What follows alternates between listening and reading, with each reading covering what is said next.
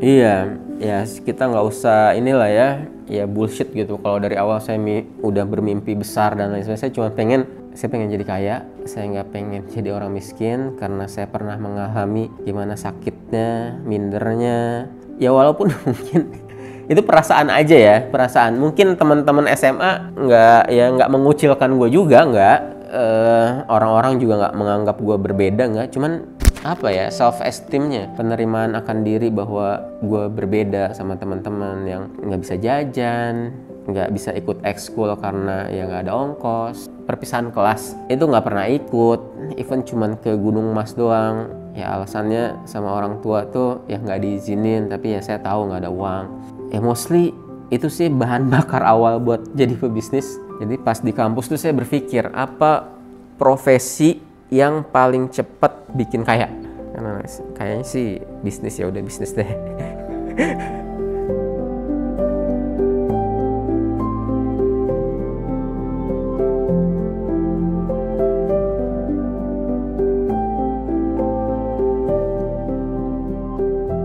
Bismillahirrahmanirrahim. Assalamualaikum warahmatullahi wabarakatuh. Perkenalkan, nama saya Ahsan Abdul Andi Siotang, bisa dipanggil Ahsan. Saya saat ini di Sofia per pandemi kemarin 2020 bergerak ke komisaris. Tapi sebelum pandemi dari 2012 sampai 2019 ya direktur atau CEO. Saya dari lahir tuh udah jadi anak pejabat, peranakan Jawa Batak. Batak kan ayah ya, Siotang, makanya ada marga Siotang. Ibu dari Jawa Tengah, dari Temanggung. Tapi semenjak umur 5 tahun lah ya, SD itu udah di Bogor. Lahirnya di Makassar, ujung pandang ya. Makin bingung kan ya. Kalau singkatnya, keluarga sebenarnya ayah sama ibu, atau lebih tepatnya ayah lagi lanjut kuliah di S2-nya IPB. Nah kebetulan ayah orang tua jadi dosen di Unhas, Universitas Hasanuddin. Makanya saya lahir di Makassar.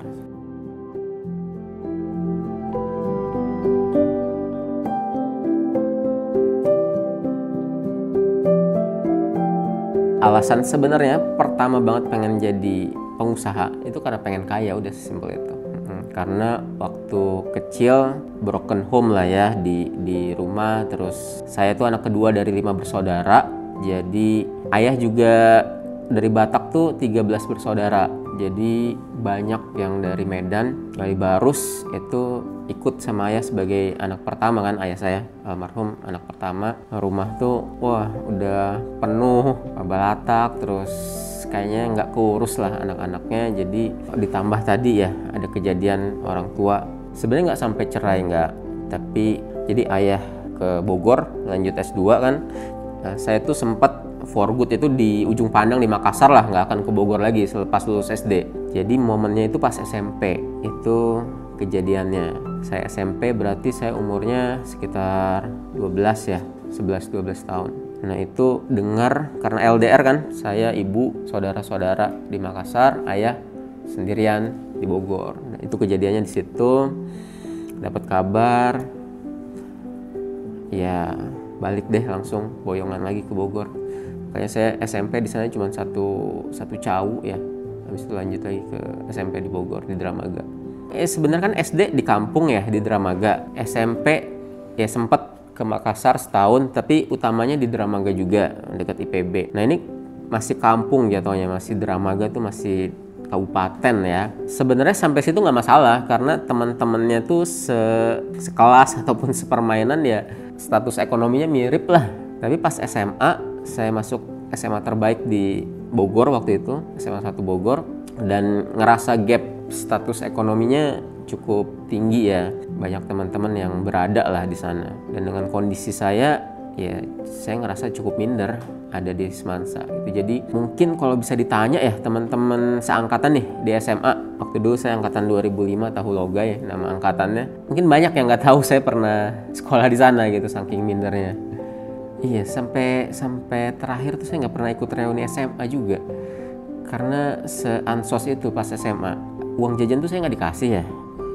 Jadi pas gitu buat berangkat pulang. Jadi kalau jam 10 bel siang sekolah, bel istirahat inilah jam 10 pagi itu ada jeda sebentar. Itu banyak yang ngajakin kan biasanya ke kantin yuk apa segala macem. Nah saya tuh karena cukup sering ditanya, akhirnya pada satu titik dan saya daripada basa-basi nolak gitu, oh masih kenyang atau apa segala macam, padahal nggak ada duit ya. Ya saya ke musola, kalau nggak ke perpus di Semansa tuh lantai 3. Karena saya nyendirinya kalau nggak ya cepat pulang atau di perpus SMA. Karena nggak ada uang jajan, males ya, diajakin ke kantin, ya udahlah gitu. Ya paling sama main bola lah. Saya nggak ikut ekskul apa-apa kecuali rohis dulu waktu itu. Itu juga cuma nyantumin nama.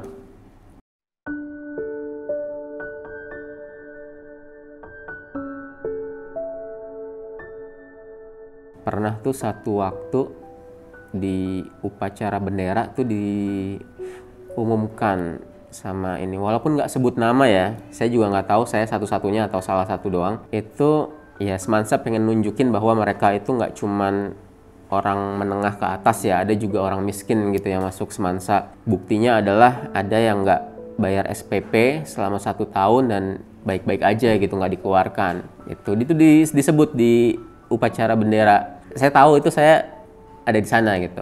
Saya nggak bayar SPP 1 tahun. Saya juga nggak ngerti ya kenapa saya nggak bayar SPP kelas 1 itu 1 tahun.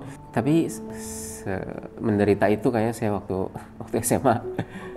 Nah alhamdulillah dari SMA keterima di IPB jalur undangan ya, tanpa tes gitu di IPB. Dan itu kan di Dramaga lokasinya. Jadi nggak perlu tuh transport ongkos ya, makan balik ke rumah. Jadi saya ngelihat ini kesempatan buat saya berubah. Saya nggak bisa gini-gini aja. Saya juga iri sama orang-orang tuh, kok mereka bisa ya ngomong tuh lepas ya kayak gini gitu ya. Ngomong lepas, ngomong berani di depan, ngomong terbuka, orasi. Kok orang bisa sepede itu gitu? Apa yang salah sama gue gitu ya? Ya udah saya balas dendam lah di kampus. Jadi tingkat 1 kan suruh milih tuh, ikut organisasi kemahasiswaan Ormawa, daftar 10 apa ya? 10 organisasi siswa gara-gara ini pengen nyobain aja, karena di SMA nggak ikut yang begitu-begituan. Saya bener banget, saya ngerasa saya anaknya introvert dengan kasus di ya SMA menuju SMA yang paling inilah di SMA. Nah pas di kuliah segala macam mulai membuka diri, ikut organisasi kemahasiswaan, pokoknya mengaktifkan diri, jangan sampai nggak ada kegiatan.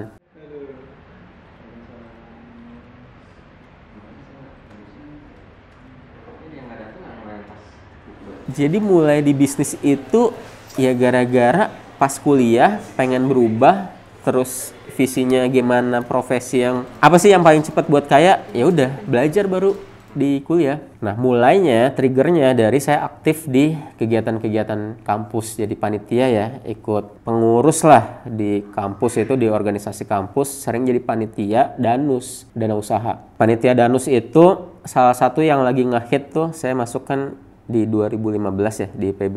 Itu bikin kayak semacam pin ya, ada nggak ya contohnya pin peniti. Nah itu lagi ngetren banget waktu saya zaman tingkat 1, tingkat 2 tuh, tingkat 3 ya, selama saya masa kuliah lah lagi ngetren. Nah saya di bagian danus panitia sering banget disuruh ngedanus sesuatu. Nah kita ngedanusnya itu waktu itu saya bawa ke percetakan dan kita jual ke teman-teman di kampus, ngambil margin kan buat dana usahanya organisasi. Karena cukup sering, jadi saya tahu dong gimana proses bikin pin ya. Saya datang ke percetakannya dan lain sebagainya.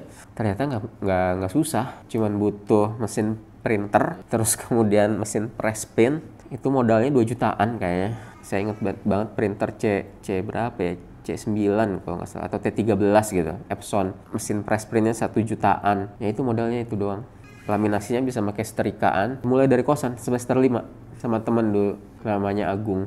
Cikal bakal Sofia dari kosan ini. Dari kosan saya jadi panitia, sering bikin pin, ya udah kita buatlah dari kos-kosan. Kita lanjutin dari kos-kosan, terus kemudian masuk ke organisasi-organisasi kerjasama. Akhirnya ngelebar produknya ya ke MOOC, terus ke gantungan kunci, main juga konveksi. Kan ada paling sering kan justru konveksi ya, kita main konveksi, digital printing, orang mesen spanduk ya kita bawa ke tempat mana, ambil margin doang lah, ibaratnya maklun doang. Itu saya lakuin sampai sampai lulus sih, sampai lulus. Alhamdulillah ada investor gitu selepas saya lulus yang mau ngedanain kakak kelas untuk kita ekskalasi lebih besar.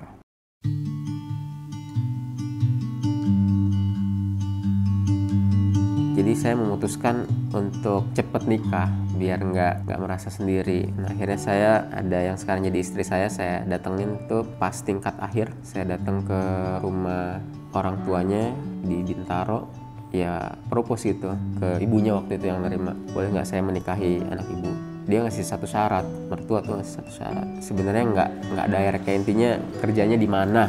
Padahal saya dari awal niatnya kan bisnis. Ya udah pas lulus langsung apply. Waktu itu Toyota in campus recruitment 2010 dan alhamdulillah keterima itu dari IPB itu 2 waktu itu yang keterima, saya sama satu lagi. Cuman pengen nikah aja sebagai syarat nikah tuh kerja. Jadi pas saya masih PKWT kontrak ya, perjanjian kerja waktu tertentu, berapa bulan berarti? 6 bulan ada ya, 6 bulan kerja. Itu saya ngasih surat ini, undangan nikah ke atasan, ke manajer, ke teman-teman kantor. Itu pada kaget, bisa-bisanya nih orang kontrak berani nikah nih belum permanen ya. Karena PKWT kan 1 tahun. Jadi saya lanjutin sampai 1 tahun beres, saya resign. Ya cuman itu satu-satunya karir profesional ya.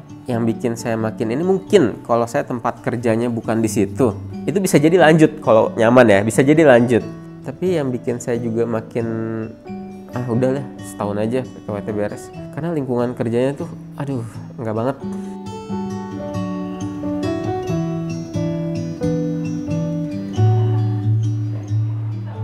2012 awal saya propose ke investor. Dia tuh ada punya tempat nyewa juga.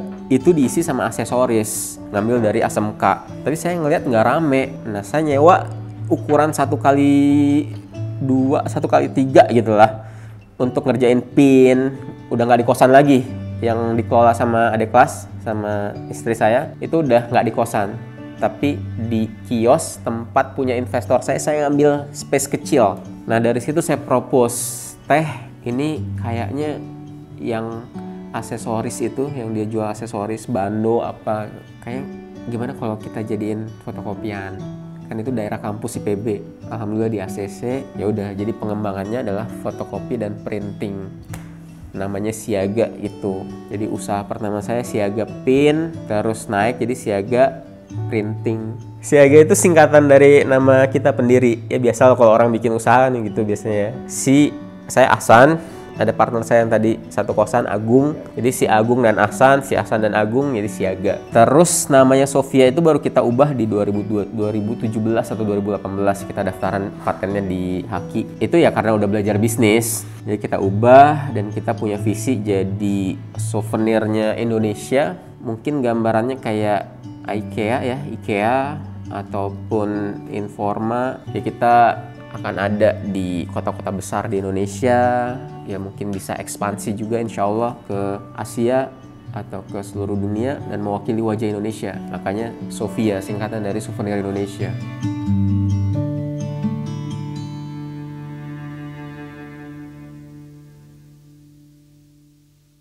Jadi Siaga fotokopi dan printing tadi ya, saya sebutnya Siaga Printing. Itu alhamdulillah 2 tahun tutup. Ini masa-masa sulit juga kita tutup. Kenapa? Karena sewanya, waktu itu nyewa, kita masih ada beberapa bulan. Itu dibalikin, sewa beberapa bulan. Karena itu tempat di IPB tuh cukup strategis. Itu ada yang mau bayar lebih mahal. Jadi saya sewa 9 juta setahun. Ada yang bayarin 30 juta setahun. 3 kali lipat, ya udah. Sisa punya gua tuh dibalikin duit. Ya kita saat itu ngerasanya kesel kan, tapi ini tiba-tiba dan saya juga nggak prepare apa-apa. Ya tapi mungkin blessing in disguise ya. Dengan itu tuh saya pivot. Jadi selama buka fotokopian, saya ngerasa berat banget bisnis. Jadi tadinya di Toyota, saya udah nikah juga kan, bisa dapat sekian gitu lah ya. Sebulan makan enak, perusahaan bergengsi. Saya bawa 1 juta rupiah aja sebulan dari bisnis fotokopi printing itu. Itu kayaknya nggak tentu kondisi udah nikah. Ya itu juga banyak konfliknya nih. Di 3 tahun pertama bisnis tuh luar biasa ya. Keringat darah dan air mata tuh beneran keluar gitu. ya harus dijalanin, tapi ya akhirnya karena sewanya tadi habis pas, jadi merumuskan ulang. Kita nyari tempat nggak dapet yang strategis, udah mahal, kondisi keuangan bisnis juga nggak bagus, jadi sekalian kita ubah pivot. Nah dari situlah saya akhirnya belajar bisnis. Tadinya selama 2 tahun 3 tahun awal itu mindsetnya, oh gue udah sukses di kampus, gue pasti sukses di bisnis, asal kerja keras 24x7 gitu kan, pasti gue sukses deh bisnis. Kenyataannya ya Allah langsung ngasih ganjaran gitu, jangan sombong, bisnisnya nggak berkembang sama 3 tahun awal.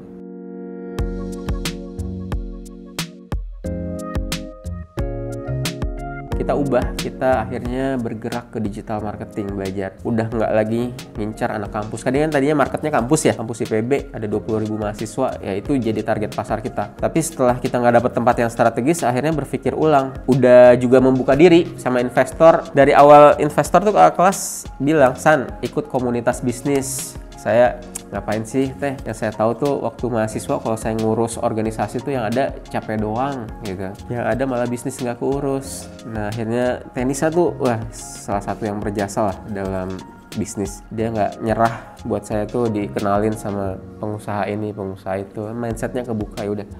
Oke teh, saya ikut komunitas bisnis, saya nyari mentor bisnis, saya lebih ya serius lagi belajar gimana sih bisnis yang benar. Ya, saya belajar digital marketing, belajar bikin web, otodidak, belajar SEO, search engine optimization. Waktu itu ya masih belum banyak lah internet di 2012 segala macam ilmu-ilmu di YouTube. Kita belajarnya dari Anda Akhira. Ya dari situ pelan-pelan kiosnya kita sewa, dapat yang murah 7 juta setahun, lebih murah lagi dari yang di Babakan Tengah yang fotokopian. Tapi kita ubah pivot, nggak jualan ke mahasiswa lagi, tapi target pasarnya adalah yang nyari di online. Nah kita 2014 waktu itu ya tutupnya, switchnya, kita beli domain pertama kita tuh paketseminar.com yang sekarang masih ada sampai sekarang, yang jadi cikal bakal Sofia yang beneran sekarang itu Paket Seminar. Produknya adalah seminar kit. Kita bikin 21 paket notes, goodie bag, sama pulpen buat seminar. Ya kerjaan kita tuh karena fokusnya nggak ke mahasiswa lagi, setiap hari bikin artikel, pesan seminar kit di Bogor, itu cuma ubah tempat di Depok, di Jakarta, di mana gitu ya. Ini berhasil nggak ya? Sampai akhirnya setelah ngelakuin itu, ngerjain SEO on page selama 3 bulan, dapet klien pertama. Nanya, saya kaget, nih nelpon, saya masih jadi CS waktu itu ya yang nerima ini. Mau pesen gitu kan, tahu dari mana? Dari Google. Oh, ini artinya apa yang kita lakuin 3 bulan ini berhasil. Dan dari situ akhirnya achieve 100 juta pertama per bulan tuh di pertengahan 2015 kalau saya nggak salah ya. Berarti sekitar 6 bulan sampai 9 bulan lah. Dan dari situ kita tumbuh 2-3 kali lipat setiap tahun sampai pandemi.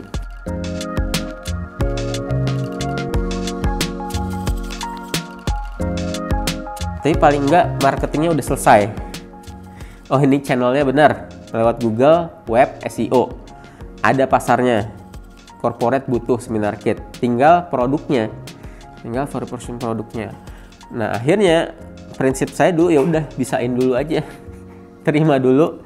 Toh kan mereka mesen seminar kit kan jauh-jauh hari sebelumnya kan, 7 hari, 14 hari. Ya kita cari caranya belakangan, kita bikin yang kita bisa dulu. Notes kan gampang ya, fotokopi juga waktu itu bikin notes. Pulpen gampang, tinggal stikerin. Goodie bag yang spoonbone, yang sekarang kayak goodie bag ramah lingkungan, tinggal disablon. Itu modalnya buat jualan awal. Tapi habis itu ada duit, kita ya beli mesin gitu kan, nambahin produk, nambahin vendor atau supplier, ya natural aja.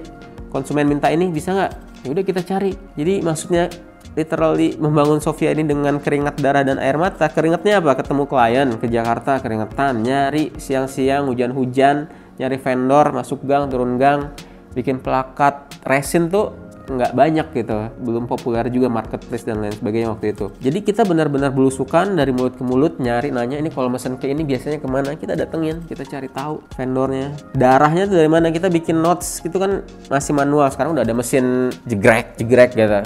Dulu masih ngater, beberapa kali ya penggarisnya naik gitu, set gitu kan, kena darah tuh keluar, keringet keluar, air mata ya konflik ya sama pasangan itu kan, nggak bisa ngajakin jalan-jalan pas weekend. Saya masih mikirin bisnis banget lah, nggak ada waktu buat istri saya. Kita ada di kategori industri MICE ya, Meeting, Incentive, Conference, Exhibition. Semuanya WFH, terus kemudian nggak boleh ada seminar, PSBB dulu namanya, PPKM nggak tahu lah, nggak ngantor, nggak ada event, otomatis nggak ada souvenir. Ya di titik itu salah satu lowest level Sofia gitu. Yang tadinya kita dari 2015-2014 ya, switch ke seminar kit, ke souvenir, corporate souvenir, itu naik terus. Pas pandemi, boom, omsetnya jatuh, sisa 20% doang. But ya somehow ya kita udah punya kas karyawan, itu terus tergerus sampai akhirnya kita nyerah. Kita merumahkan karyawan, hampir setengah karyawan waktu itu, dari 30-an tinggal belasan. Titik-titik terberat dah yang harus dilalui sebagai pebisnis itu pas pandemi salah satunya. Nah, strategi apa yang dilakukan? Kita bikin project-project kecil. Gimana caranya biar nggak tutup deh? Ya, walaupun bisa aja ya kita hibernasi nunggu kapan redanya, tapi kita nggak tahu ya kapan redanya. Akhirnya kita nyoba berbagai macam cara, but somehow ya balik lagi sih sebenarnya rada susah diversifikasi bisnis dengan dadakan, dan itu produknya juga kita belum kuat-kuat banget ya, kurban, kebun di rumah, dan lain sebagainya. Ya akhirnya yang project-project ini balik lagi ke souvenir lagi, ke Sofia lagi yang pelan-pelan naik karena pandemi turun kan. Di 2021 tuh kita pandemi turun, kita pelan-pelan naik. Nah, saya belajar terus belajar, dan akhirnya ya gimana caranya bisnis itu bisa sustain dan scale, tumbuh dan berkembang secara terus-menerus. Itu harus punya visi yang kuat, yang lebih dari sekedar ya usia pendirinya. Nah, ada segitiga triple win itu business stakeholder. Ada kita, shareholder, ada tim, karyawan, dan ada customer ya. Customer juga kan salah satunya vendor, karyawan juga customer internal ya, sama customer yang memakai produk kita. Ya kita merumuskan ulang akhirnya setelah ya udahlah, bawaan saya adalah force, pride, motivasinya awalnya gimana motivasi itu harus di switch jadi sesuatu yang lebih besar. Kita buat visi, ini Sofia harus jadi souvenir nomor 1 di Indonesia. Kita harus ada. Tahun ini insya Allah kita mau buka representative office gallery di Jakarta Q3, Q4 2023. Tahun depan kita pengen gitu ya, mudah-mudahan bisa kerjasama dengan banyak brand-brand tas ataupun brand-brand lain yang bisa jadi souvenir untuk corporate ya. Kayak tumbler juga kan ada Lock and Lock, ada tumbler yang udah branded tas, ada Eiger, Torch yang kita bisa kolaborasi, tinggal dikasih logo gitu ya.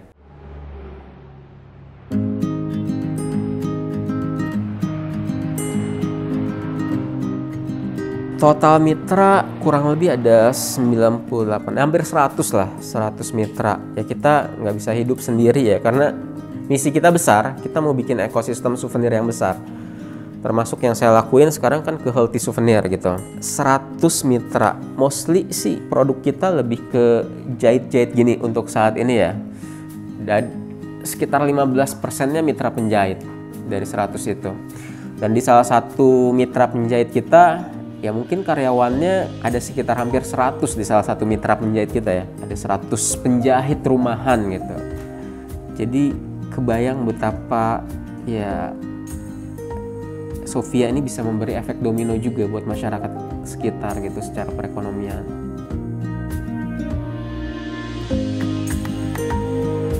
Nama saya Irwansyah, biasa dipanggil Pak Iwan. Basic saya sebenarnya itu bukan di tas ya, tapi di sepatu atau di alas kaki gitu kan. Pertama kali bermitra dengan Sofia itu sebenarnya ketidaksengajaan sih sebetulnya gitu kan. Karena waktu itu saya punya temen yang bekerja di Sofia menawarkan beberapa kali ke saya, cuman waktu itu saya menolak karena emang saya merasa diri saya, basic saya itu bukan di tas. Ya karena waktu kondisi saat itu emang perusahaan kami ya lagi menurun, nggak ada salahnya kan saya coba gitu kan, coba bikin. Nah waktu itu kami bikin gitu kan dengan waktu 1 hari lah, nggak sampai 1 hari, beberapa jam dibikin dan dibawa sampelnya ke Sofia waktu itu. dan alhamdulillah gitu kan, mungkin merasa cocok atau kayak gimana nggak tahu juga. Ternyata yang saya rasakan itu mungkin dari segi income-nya juga ada ya bagi kami, terus bagi karyawan kami juga emang bisa, dan alhamdulillah Sophia juga merespon dengan baik gitu kan. Nah dari situlah kerjasama kami berlanjut ya sampai sekarang. Kalau sebenarnya kalau dari segi produksi sih tergantung PO yang masuk. Nah, untuk sekarang sih mungkin saya dari saya sendiri, saya kan tidak berdiri sendiri. Saya punya rekan vendor seperti saya ini, jadi kita bermitra. Seandainya emang ada PO yang lumayan banyak gitu kan, banyak tidak tertampung di saya limpahkan ke teman saya yang punya vendor seperti saya juga. Jadi intinya kami saling mendukung gitu, saling mendukung. Setiap apapun karena kita mitra ya kita keterbukaan aja sih, saya minta ke pihak Sophia gitu kan, apapun gitu kan, jadi diobrolkan saja gitu kan. Saya sih berharap ke depan ya Sophia lebih berkembang lagi, bisa berinovatif lagi, bisa berinovasi lagi. Ya saya juga selaku mitranya ya berusaha semaksimal mungkin untuk bisa bersaing lah gitu kan di bidang ini gitu. Begitu sih.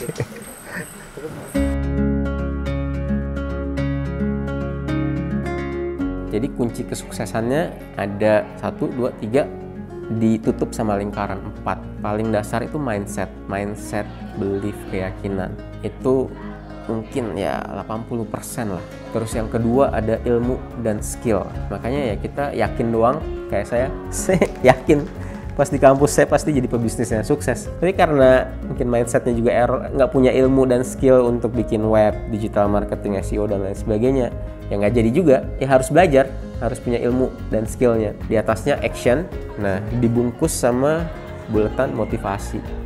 Jadi internal motivasinya harus kuat. Kenapa sih kita bisnis ini harus selalu lebih baik, nggak cepet puas, harus ya gimana memberikan kemanfaatan yang lebih besar lagi, yaitu dari motivasinya, strong why.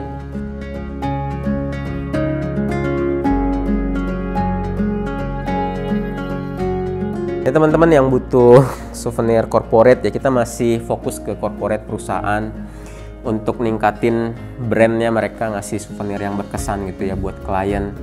Ya teman-teman bisa kontak Sophia, kita punya ratusan SKU jenis produk ya, mulai dari tas, box, gadget dan lain sebagainya. Kita juga pengerjaan tuh bisa, ini butuh besok baru order hari ini, bisa ya?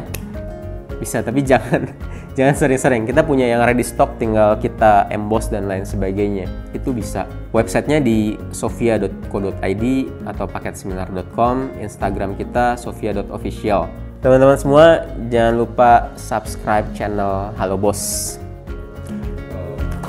Thank you.